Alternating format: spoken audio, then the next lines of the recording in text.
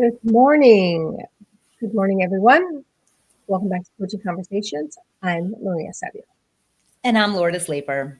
Stick around until the end for a framework you can use when things feel impossible so that you can emerge with more courage and less self-doubt. Yeah. So have you ever looked at a goal, starting a business, getting fit, breaking a toxic cycle, and you just thought, that's just not for me. Other people can do it, but I can't. Absolutely. I can't was like a constant in my life, in my 20s and my 30s. If it was new, if it was unfamiliar, if it was challenging, if it was out of my comfort zone, my response was, I can't. And, this tendency to believe that I was not capable, it really kept me safe, but it really kept me small. And, looking back, I know that it was a fear of failure, a fear of making a fool out of myself, a fear of judgment and criticism. So yeah, definitely. This definitely resonates. And I know I'm not alone. That's the thing. I know that I'm not alone. I know that a lot of people struggle with this same thing. It might look different for different people, but I've certainly helped clients overcome this challenge of, these self limitations, right? We put ourselves into a box and we see other people doing things that we admire, but we think, oh, that's not for me. And, maybe some people listening, it'll sound something like, I'm not athletic enough. I'm not smart enough. I'm too old, or I don't have the right connections. And, again, you see someone else making it look easy and you convince yourself that you don't have the capacity yourself. And it's this not enoughness that comes creeping in, right? No, definitely. And I agree with you. A lot of people, we've all gone through it, I think. And the big issue is that when we have so much uh, fear loaded on top of whatever the challenge is, the challenge really does seem insurmountable because when we have all of that fear, we don't see clearly. We see less because we have that fear on top of whatever the challenge is, whatever the new thing is that we don't know, especially like today. I mean, so many people are working through how to incorporate AI, how to use AI. And there's a lot of people that are afraid of even testing the chat GPTs or the Gemini or any of these, language models. But the truth is that when we have all that fear on top of whatever the challenge is, um, we lose our confidence, right? It's about overcoming this fear and this challenge that we now have. That's the topic that we're going to talk about today, because the story your mind spins that this is really difficult, that it's impossible to do this new challenge. The truth is, if it's humanly possible, if someone else did it, then you can too. And this episode's for anyone who feels stuck, staring at that gap between where you are right now and where you want to be. And it's for those people that are your dreams, they feel out of reach, that your goals, that they feel heavy, that they feel insurmountable. It's, for those who also are trying to heal and it feels endless. Yeah. Yeah. And, this is for you if you're tired of feeling like you've hit a wall and you're ready to realize that the wall isn't a dead end. It's just part of the climb. So, let's talk about why this happens. Why do we turn difficulty into impossibility? And that's because it's our ego's job to keep us comfortable, to keep us safe, right? The ego whispers, this feels hard, so it must not be for me. It's the unconscious belief that our limits are fixed and unchangeable, right? We've been conditioned to believe that some people are just born with more willpower, more discipline, or more courage. So, when we hit a roadblock, our mind interprets it as a sign that we've reached our hard biological limit. It's a trick our ego plays to protect us from discomfort, right? But Yeah. yeah, I mean, let's be honest. It's a protective lie. It's not about the mountain being unclimbable. It's about you not wanting to face the burn in your legs. It's like your unwillingness to face the challenge and to try. Yeah, it happens to all of us. I had a client that wanted to write a book, and she actually did one chapter, and then she hit a creative roadblock, and then she just felt like she wasn't cut out for it. In fact, that's what she said. She said, "I'm not cut out for this. I can't do this book. I'm not that creative." And everything else that she had in her bag of the I'm not enough and I'm not good enough and all of those inadequacies. But the block wasn't actually proof that she couldn't do it, and she couldn't see that because the block was actually proof that she was doing it. And blocks show up because we're moving, and we just need to pivot. Sometimes we think that it's one direct line, and we've seen it multiple times. You never climb the staircase one big, step at a time. It's always a little a little bit up, and then a step forward, and then a step forward, and a step forward. But it's not one climb up. It's not that simple, and we always think everything is so simple. And I think that's also part of the problem, why we think it's something that we can't do, because other people make it look so simple as well.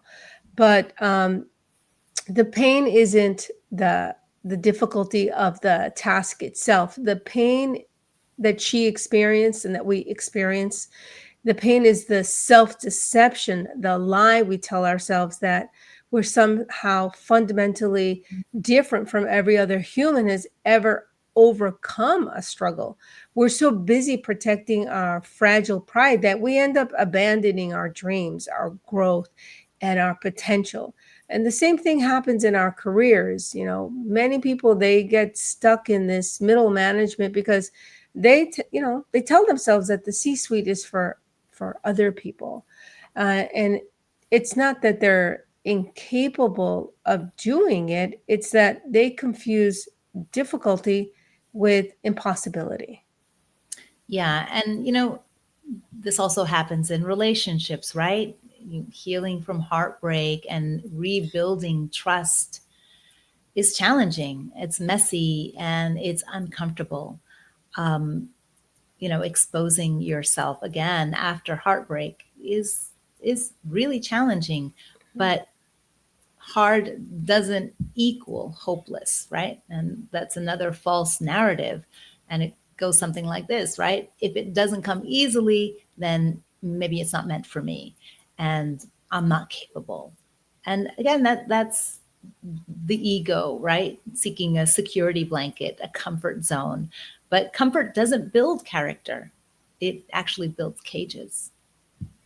Yeah, so let's dive just a little deeper into what's really behind this urge to bow out the moment something feels hard. At its core, as we stated earlier, it's fear. Fear that if we try and fail, it's going to confirm our worst suspicions that, I'm not enough, or I'm not good enough, or any variation of seeing yourself as inadequate in some way. So we'd rather not try at all. But beneath that surface, it's about craving safety, belonging, respect, not appearing as a fool.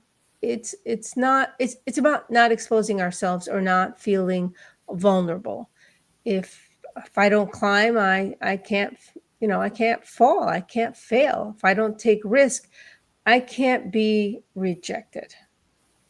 Yeah, I mean, there is a real price to be paid for staying safe, right? And you think that the pain is from the hard thing itself, but the real pain is from the story and meaning you've attached to it. The moment you start a difficult journey, we open ourselves up to the possibility of failure, which feels like a threat to our security. And this behavior is a coping mechanism, a way we learn to protect ourselves from a feeling of inadequacy or shame that we may have experienced in our past. And it may sound something like, this is really hard for me, it must mean I'm not good enough, I'm not capable. And you repeat these thoughts often enough that they become your very own self-limiting beliefs, right?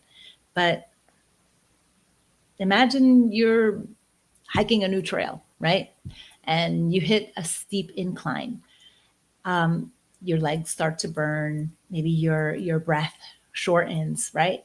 And in comes the ego, the voice, say, see, you weren't meant to do this. You're not up to the task. You can't do it. But the truth is that the burn you're experiencing is the sign that you're on the path. You are doing it. It's how your body grows stronger. You're growing and expanding by doing. Yeah, and this is another metaphor, using locked doors.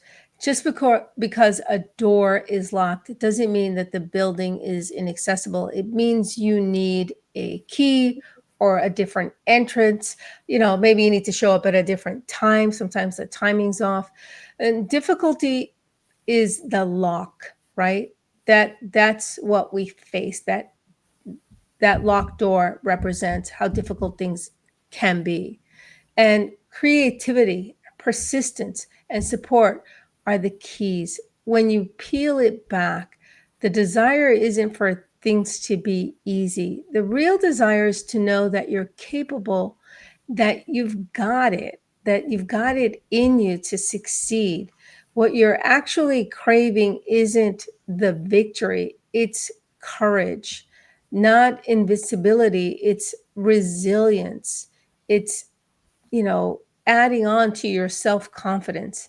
And those come only when you're willing to prioritize growth over comfort, to feel you belong in the arena of the possibility. And that's not something that's given, it's not handed over to you. That's something that you forge. Absolutely. I mean, we have to show up for ourselves, right? If there's something that we want in our lives, we have to pursue it. It's not going to just land in our laps.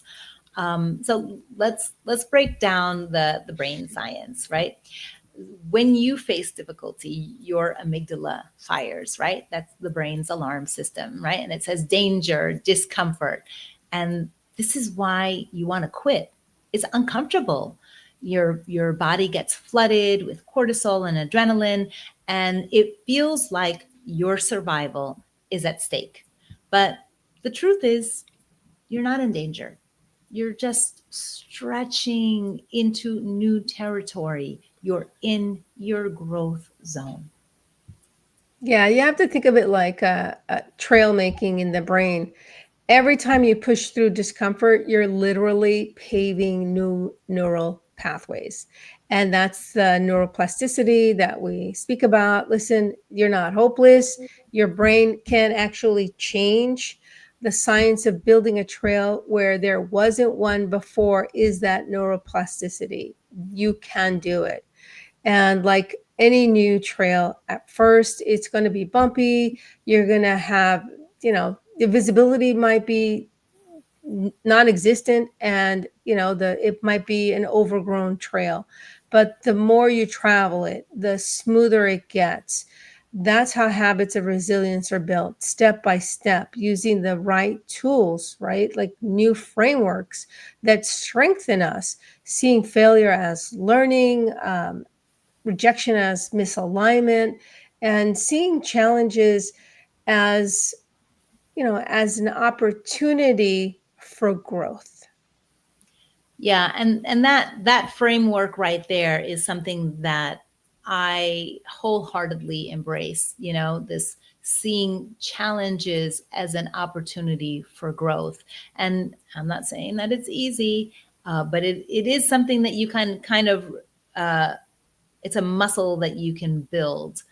So instead of, facing a challenge and being like, oh, I give up, say, all right, well, what is this here to teach me? How am I meant to grow from this? What is my, this is a growth zone for me. How am I going to grow? And meet it with a little bit of excitement, right? Because it is an opportunity in my view. So let's talk about how to turn these insights into action. Here's a 4-point practice that we call the possible path framework. So first, notice the story. Catch yourself when you say, I can't, and then ask, is this truly impossible, or is it just uncomfortable? And then reframe the burn, right? See difficulty as a sign of growth, not failure, like sore muscles after a workout. Right. And then find the model. Look for someone who's done it. If it exists for them, it exists for you. That's proof of possibility. And then take the next step, not the whole journey, just the next step forward. Because if we start looking at the whole journey, that's when we become overwhelmed. So just focus on that next step forward, and then momentum starts to build clarity. And the truth is, hard isn't a stop sign. It's your sign of pause and maybe pivot, gather your resources, and then, move forward.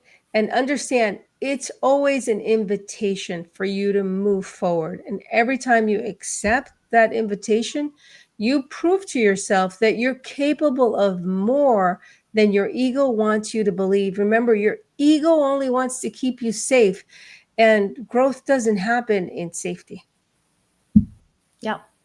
And so we'll leave you with this bit of wisdom. Don't confuse the difficulty of a journey with the impossibility of the destination. If the path exists for anyone, it can be paved by you. So what's one impossible thing you're going to take one step towards this week? Just, drop it in the comments below. Yeah.